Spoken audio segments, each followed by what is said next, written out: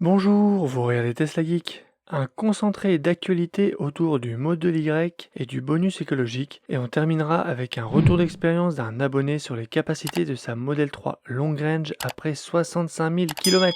Mais avant ça, jingle.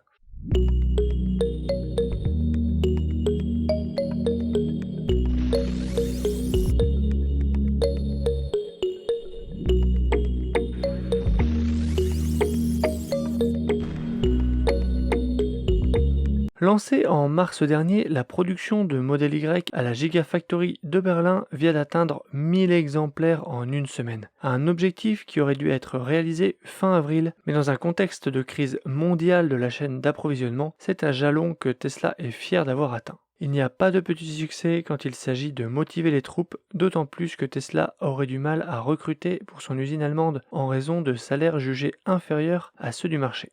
Contexte de pénurie de composants, mais l'explication de montée en puissance plus lente que prévu ne serait pas due à des problèmes d'approvisionnement, mais à un problème qui viendrait semble-t-il de l'atelier de peinture, principal goulot d'étranglement de la production à Berlin.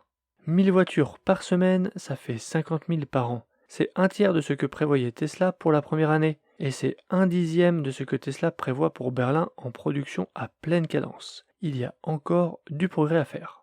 On pourrait se dire que l'usine allemande tourne, mais Tesla a dû suspendre les livraisons de certains modèles Y berlinois. Cela explique peut-être pourquoi certains clients français n'ont plus de date estimée de livraison pour une commande de modèle Y performance. Sur des forums étrangers, plusieurs acheteurs signalent avoir été informés par Tesla que le problème vient des drive units, c'est-à-dire le moteur. Selon les informations relayées par les employés de Tesla, le problème a quelque chose à voir avec le convertisseur de tension de l'unité moteur. Le correctif impliquerait un remplacement de la pièce qui n'est pas disponible pour le moment.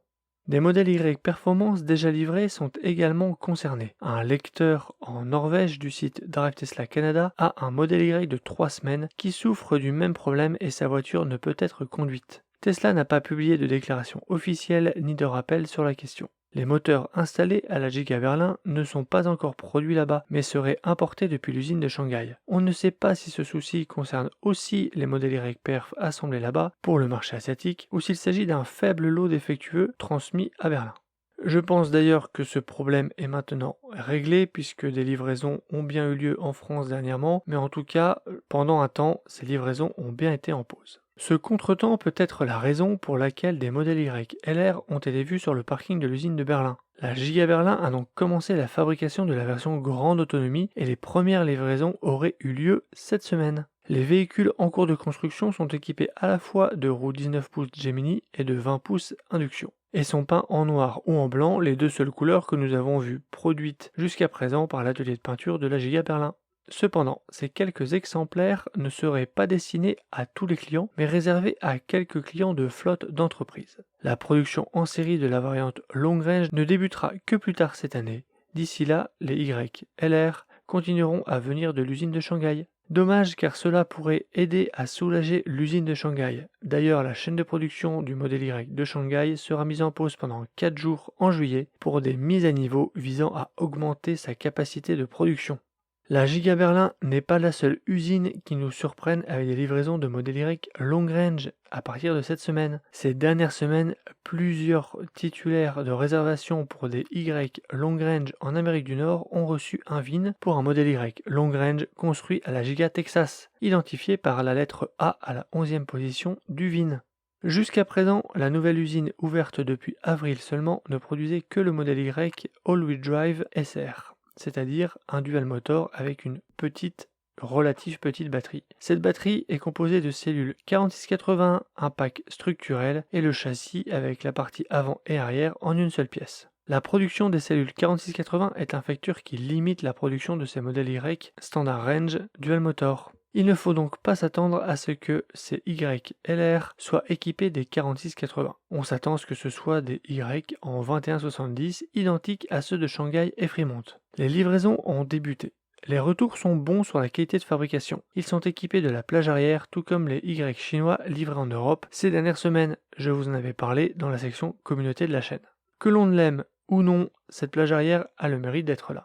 Quelques nouvelles infos sur ce modèle Y Standard Range Dual Motor équipé de 4680. Tesla vient d'activer la souscription du mode Boost sur ce modèle. Pour 2000 $, vous pouvez donc passer votre 0 à 60 miles, à peu près 100 km/h, de 5 secondes à 4,2 secondes. Vous remarquerez sur la capture d'écran la petite erreur puisque l'accélération de série n'est pas de 4,8 secondes mais de 5 secondes sur ce modèle. L'autre info concerne la capacité de la batterie. Une rumeur infondée annonçait une capacité de 50 kWh et donc une consommation étonnamment ridicule pour un véhicule de cette taille. Eh bien non, la capacité utilisable de la nouvelle batterie 4680 Standard Range est bien de 67,5 kWh. Enfin, des tests de supercharge ont été faits et la courbe de recharge est assez similaire à celle des batteries 2170. Ça peut paraître décevant, mais il ne faut pas oublier que Tesla est connu pour brider la puissance de ses nouvelles batteries au début de leur lancement et d'en libérer les performances après quelques mois de surveillance. Il est donc encore un peu tôt pour en juger. Très bonne nouvelle pour tous ceux qui ont une commande en cours d'un véhicule 100% électrique. Bruno Le Maire avait promis, en cas de réélection du président Macron, la prolongation des montants du bonus actuel jusqu'à fin d'année 2022. Le tant attendu décret qui devait prolonger les montants actuels du bonus écologique a enfin été publié au journal officiel hier, le 30 juin. Et il y a de bonnes surprises. Plusieurs choses à retenir. Le seuil de 45 000 € d'éligibilité au bonus maximal pour l'achat d'un véhicule 100% électrique est remonté à 47 000 € à partir du 1er juillet.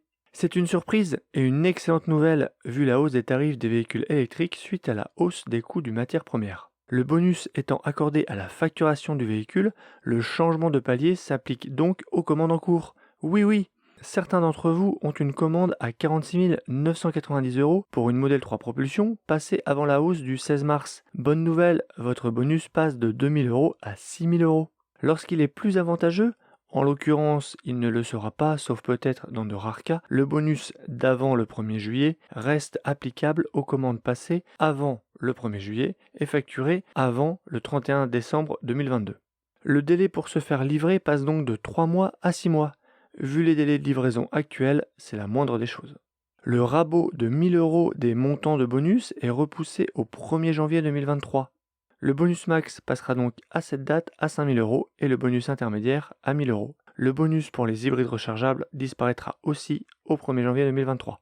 Mais les commandes passées avant le 31 décembre 2022 et livrées avant le 30 juin 2023 continuent à bénéficier des montants du bonus non raboté. On a donc 6 mois pour se faire livrer avec les bonus actuels de 6 000 et 2 000 € au lieu de 3 mois. Voilà ce qu'il y avait à retenir sur les modifications du bonus écologique au 1er juillet 2022.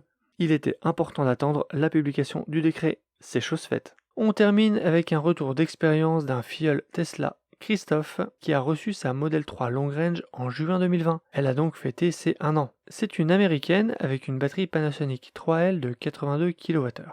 Il me tient au courant de temps en temps de l'état de sa Model 3. Il roule beaucoup, celle-ci a maintenant 65 000 km au compteur. Il m'a partagé l'un de ses derniers trajets. Il a fait l'aller-retour Valenciennes-Paris-La Défense en une seule charge. Vous m'avez bien entendu. L'aller-retour, autoroute A130 avec clim en roulant normalement, 442 km parcourus sans avoir besoin de se brancher. Il est parti à 100% et est revenu chez lui avec 2% de batterie. Sa Model 3 est donc une Long Range 2021 avec 614 km d'autonomie WLTP, même un peu plus puisqu'il est équipé de jantes 18 pouces. Neuve, l'autonomie EPA indiquée dans la voiture était de 570 km. Aujourd'hui, à 90% de batterie, elle affiche 483 km, ce qui donne en faisant un produit en croix 537 km à 100% et 5,8% de dégradation.